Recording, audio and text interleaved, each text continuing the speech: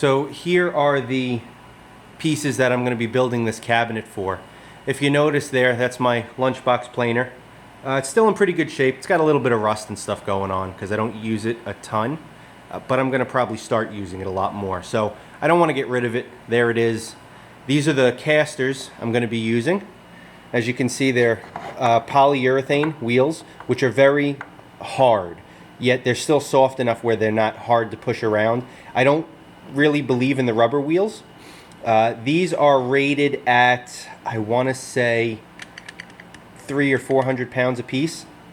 And if you're going to build a mobile cart, especially for something like this, you want to make sure that they have full locking capability on it. So when you push this brake on, it's also going to send, let's see if you could see it inside here.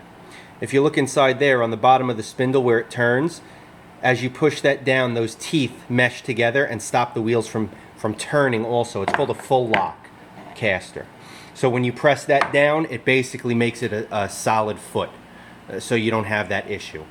Now, the reason I'm doing that is, imagine on a thickness planer like this, as you're pushing lumber through and it's coming out the other side, you're putting pushing force on it. You're going to be moving the cart around if you're not able to lock it all the way. So instead of trying to figure out some way like the mobile carts to raise and lower to engage and disengage the wheels, I'm just putting 4 locking casters on it, and they has worked fine for me in the past, so I don't see it being an issue now. So let's watch, and I'll show you a little more of the traditional way of building a cabinet. So the first thing I'm going to do here is get a measurement on the height of the wheels and also the height of the table, so I could figure out the size of the cabinet to get the right table height. And then I'm going to lay out the holes for the wheels here to make sure that the bolts won't interfere with the sides of the cabinet when I run the dados. So I'm just going to set the height of this bit, and then I will set the distance of the fence from that bit, again so that the dados don't interfere with the wheels, and I'll plow through it.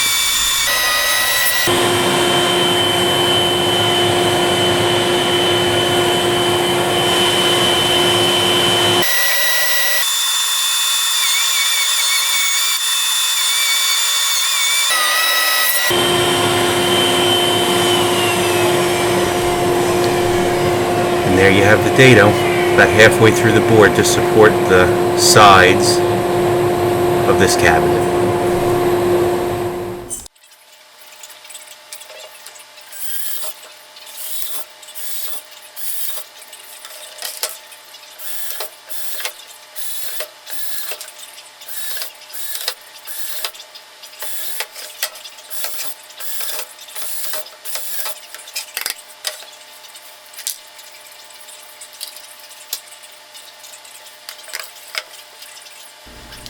So after I laid out the holes, I went back and did a stop dado that's going to accept the back of the cabinet. So you could see that here.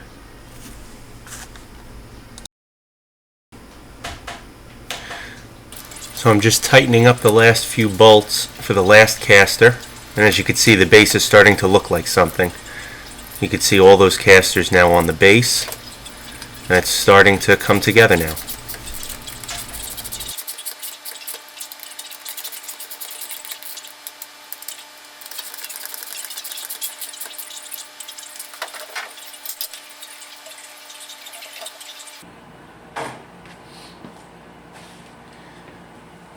So here's the base with the rabbits already in it, or dados rather, put in it for the sides, the back.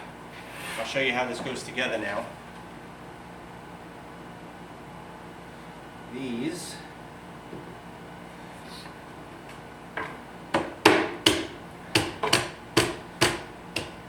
go in here just like this.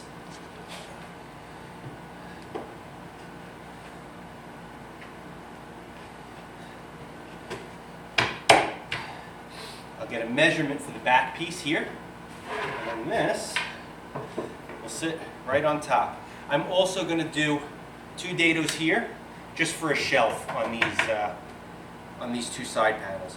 But that's basically it. And then we'll slide the back in. I may put drawers in eventually, but right now I'm not going to. I'll put a back on it, and then this will be ready. And then I'll just put the other piece on top, and it'll get bolted on. So I'll show you the final assembly, and then you guys can tell me what you think.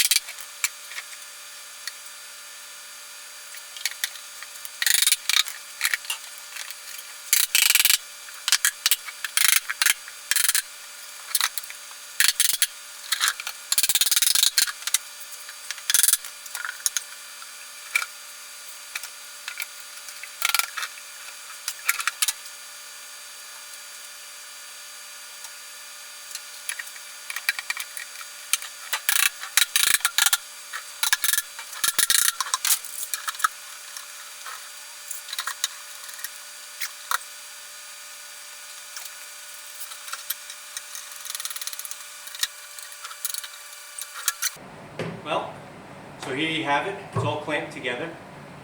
This is a little more of the traditional joinery for a cabinet with dados and inserting the plywood into those dados.